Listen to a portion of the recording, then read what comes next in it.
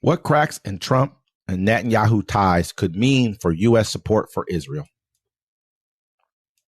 As President Donald Trump sets out for the Middle East in the first international trip of his second administration, signs of disagreements have emerged between the U.S. leader and one of the men who most enthusiastically welcomed his return to office. Trump's decision to skip Israel on his tour of Saudi Arabia, Qatar, and the United Arab Emirates comes as the president appeared to sideline Israeli Prime Minister Benjamin Netanyahu on several key issues related to the regional conflict that has emerged over the ongoing war in the Gaza Strip. Now, the profound extent of their schism has been laid bare by the White House nuclear diplomacy with Iran, direct talks with the Palestinian Hamas movement and Yemeni Ansar Allah, also known as the Houthis, and heightened tariffs against Israel, according to Shalom Lipner, former advisor to 7 consecutive Israeli prime ministers, including Netanyahu. Trump and Netanyahu are exasperated with each other, each feeling that the concerns and objectives are underappreciated by the other. Lipner, now senior fellow at the Atlantic Council's Snowcraft Middle East Security Initiative, told Newsweek both of them have legitimate arguments to make, but they seem to be talking past each other. For Trump, a president who has often boasted about holding the cards in high-stakes negotiations, most famously during a heated encounter with Ukrainian President Volodymyr Zelensky at the White House in late February, Lipner felt the U.S. leader once again appears to have necessary leverage to get his way. The nature of the bilateral relationship with Israel, still relying upon the military, diplomatic, and economic assistance of the United States, is such that the prime minister will have little alternative but to fall in line ultimately behind the president, Lipner said. So they try to act like, with Israel, they're used to pushing around, the presidents and the politicians and stuff. So was, the Supreme Court thought they could rein him in too. But, after that Mike Waltz stuff, Trump is like, oh, you trying to play me, bitch? Like, he ain't having it. Like, and so you see how he's going around it. He's going around them.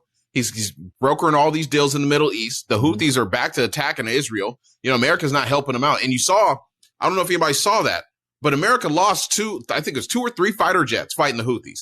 They lost like 4 drones fighting the Houthis. And that's why he cut it off. It's not because he made the deal with them. He's like, we were losing too much money. You know what I'm saying? On the weapons. And at the same time, I also think that this might be kind of a conspiratorial thing, but I feel like someone in the Middle East was the one who told him about the Mike Waltz deal.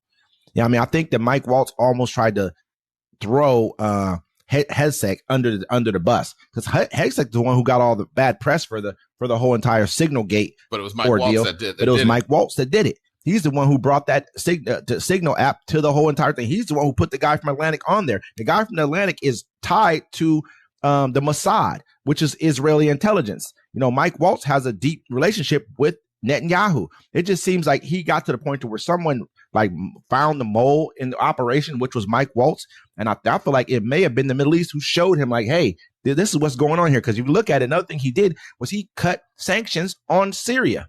And this is a big, huge thing. They have a brand new alleged president. In Syria right now, he's unelected, but he came in, got Assad out of there.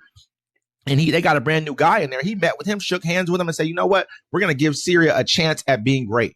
This is after you're watching Israel bomb. There's like I guess it's like a point of it's like a neutral zone between Syria and Israel, but Israel's occupied that neutral zone. Then now they're starting to bomb military installments inside of Syria. They call them preemptive strikes to try and stop them from attacking them. But it's gotten to the point to where people are thinking they're just trying to take land. So I think the Middle East is starting to coalesce, and they've gotten Trump on board by showing him, hey, this dude's in your backyard, basically spying on you and lying to you and trying to sway your movement. He's trying to get you to go to war with Iran for no reason, and they don't want war with you. Yeah.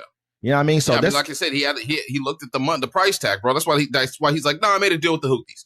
Because he stopped. He was like, look, I'm spending all this money to bomb them for you. And you over here playing in my face. Yep. You know what I'm saying? And so they cut off all ties. And Israel's like, yeah, we don't need America. You'd crumble. Yep. And you look at it, you guys are basically, you're taking, you got a mole in our White House. You're taking information, giving it to Netanyahu so he can try to come in here and use it. But he's probably watching both of you, knowing that both of y'all playing. He's listening to him talking and watch you shake your head. Yeah, like, yeah, he's right. It's the same thing I told you, Mr. President. This could be a great thing in a lot of ways, because this could break the relationship that they've enjoyed for a very long time with America. We've given them over $308 billion since 1946 in just aid. This is money, and this is also weapons. They have AIPAC in our country, who's their lobbyist group, who spends hundreds of millions of dollars on elections every year. All they're doing is taking the money that we give them and giving a little bit of it back to us so they can control everything and get more money. I would do the same thing. If you could, why wouldn't you? If a person gives you $10, you can give them back 50 cents and keep on getting your $10 forever. Yep. You do it too. Yeah. So we're going to stick with that. That's going to be an interesting one. And then I got one last one here. Absolutely.